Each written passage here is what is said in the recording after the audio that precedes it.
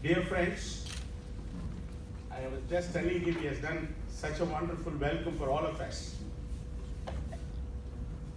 So I welcome and thank all the dignitaries who are here. And it is a great honor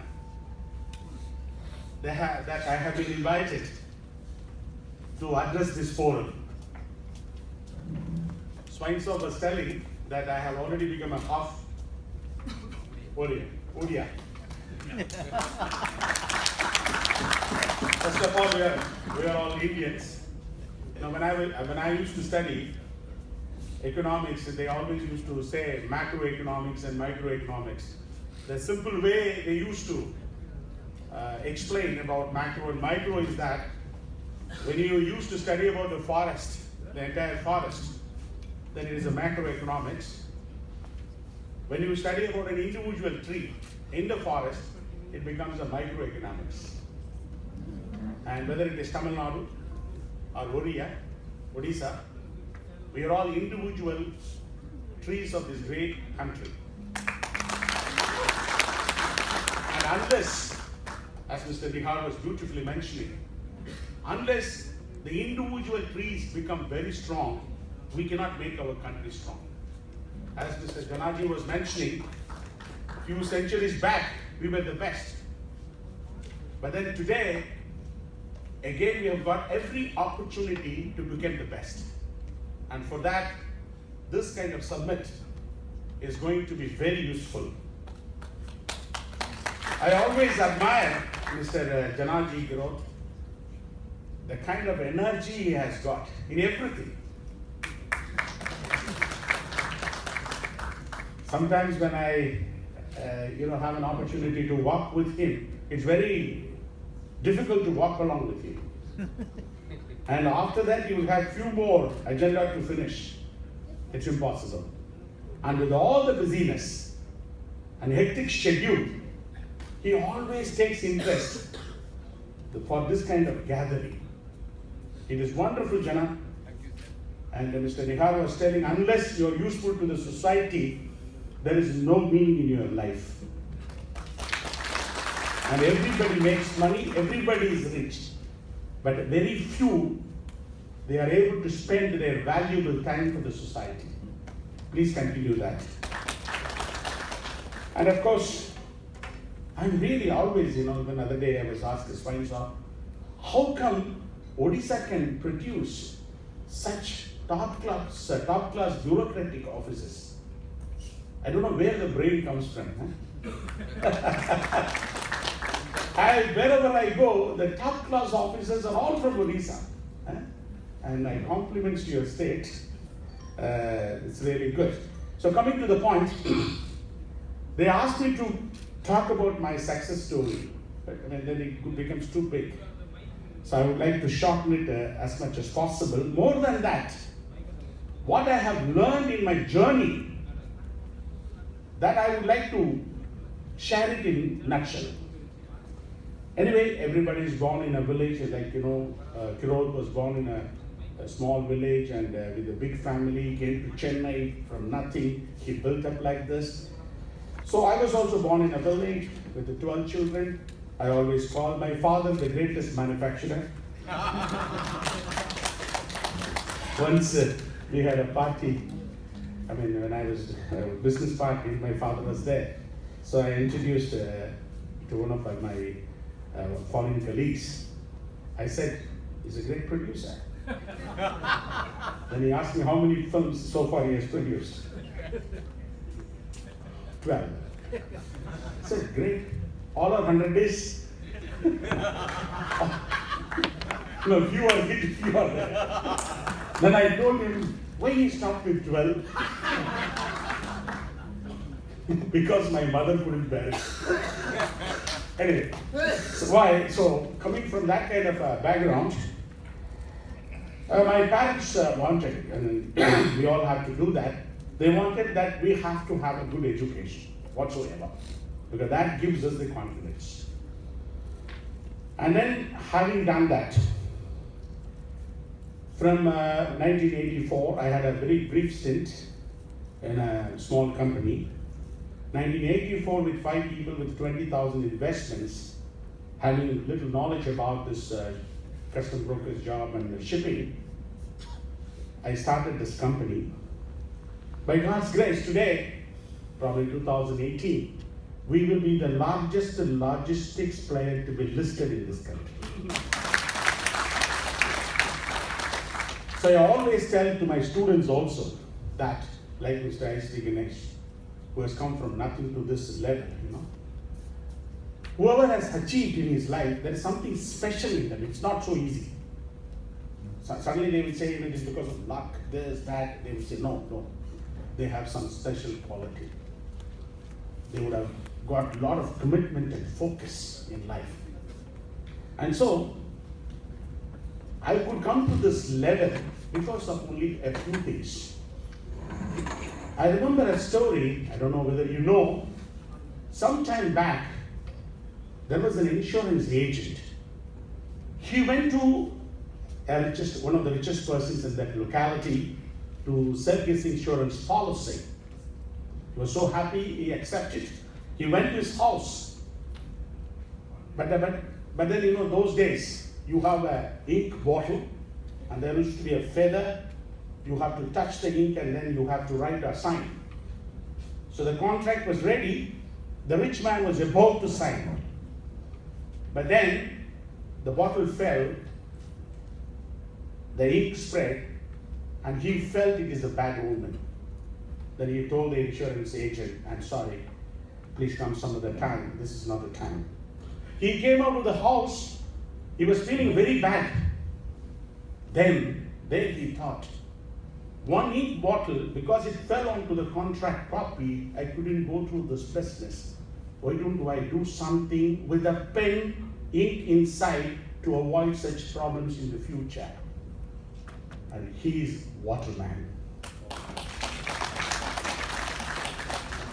How can a businessman can come into this forum is because an insurance agent went for his policy.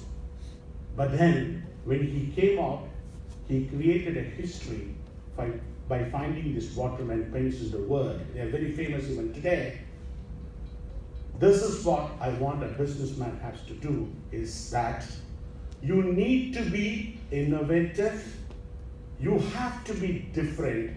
More than that, you need to be proactive. If you can do that, for example, 1992, when the liberalization and globalization started in India, and when world as one potential market was created, I started feeling that this logistics was going very, very slow in India. Then I said that I need to create a supermarket in logistics field, which means I need to create all the entire supply chain, entire services under one roof. And stage by stage, I created those services. When the multinational companies started coming into this country, they started looking for professional services like in the other part of the world. Then I was equipped myself by the time to offer them all-inclusive services. When you are offering all-inclusive services, you become comprehensive, you become competent, and you become competitive. This is what the global corporate companies are expecting from our companies.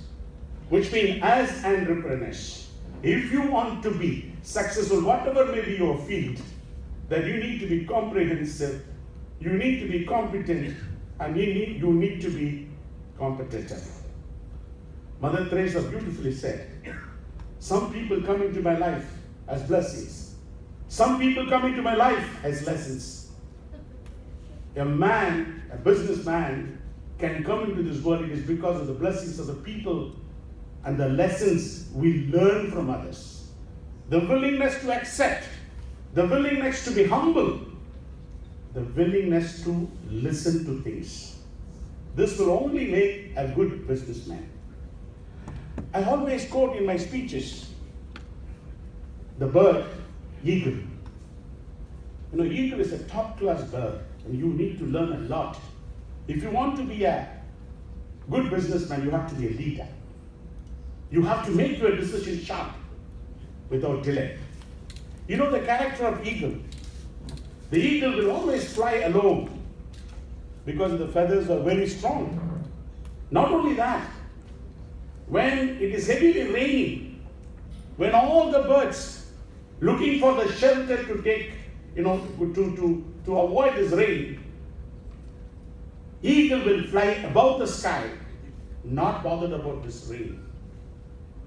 And more importantly, when the eagle fixes its eyes on a prey, the focus will never change and she will get it. This is how business people will have to do it in spite of your ups and downs. Many a times when you get into our problems, we get discouraged, demotivated.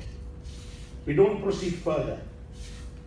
But then what we require, like an eagle, we need to fly high and we have to fly alone, exhibiting our leadership qualities. More than that, when the eagle, when it wants to kill, for example, snake as a prey, he knows snake is very strong on the ground, venomous, can attack, and eagle cannot fight.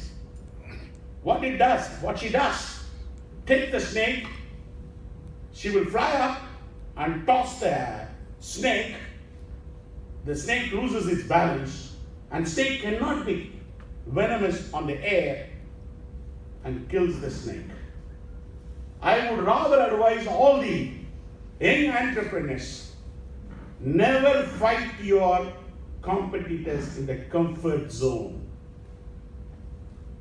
If the eagle has to fight the snake on the ground, eagle will lose. But then she knows, it has to be taken to a place where you can kill the snake. Which means what? That if you want to get along or against these competitors, never go after them.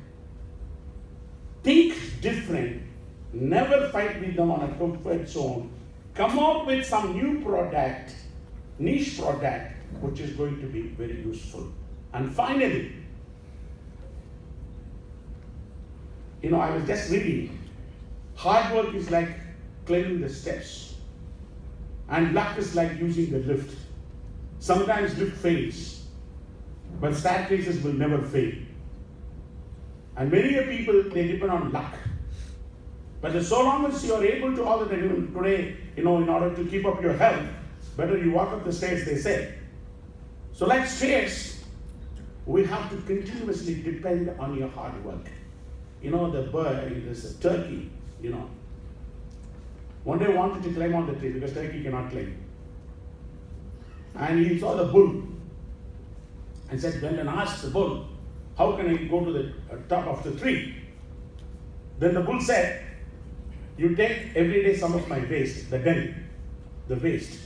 So first day, the bird took some dung, and that is the waste, went up to the first branch, and then again the second day and third day. And then finally went on to the top. The bird was so visible, a farmer at a distance shot the bird. The bird died. The moral of the story, you can have bullshit to come on top. You can have bullshit to come on top, but stay on top is very difficult. You need to have the stuff.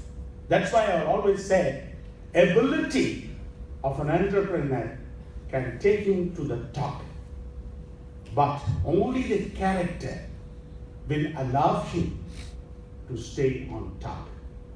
The character of consistency, the character of focus, the character of caring and sharing while you are growing, allowing the people around you to grow along with you if you want to achieve faster growth. That's why I always say, please do SWOT analysis every time. Strength, weaknesses, opportunities, and threats. That's why when you have this famous story of this tortoise and this rabbit running for the race, it was the whole thing where the tortoise wins, and then they say slow and steady wins the race. All that you've heard. But then when you look into the story again and again, When both of them join together, because in between, tortoise changes the strategies. But then when they look together, when they work together as a team, they win the race much faster than what they clicked before. Which means what? Whether yourself or to the country, to be successful, you need to concentrate on your core competencies. If you want to be successful in your business, you need to have people of different core competencies, because you can't do everything on your own. When you do that, this is what we have done in our logistics. We have concentrated on the core competencies. That's why I would like to conclude, success is always measured by others, whereas satisfaction is one which is measured by your mind, heart, and soul. Whatever you do in your life, if you can enjoy doing that, you will have to be a successful businessman. Many of us are forced to do certain things in life. It doesn't work. Whatever you want to take, whatever you have taken, please enjoy doing that, and I'm sure you will be very successful. And once again, I thank this forum for this opportunity, and I know I have gone through a lot of things in my life, and we need to go for the diversified market, diversified product. Only then we can sustain for the future. Please take risks. Please accept challenges, and you will do the best. Thank you very much.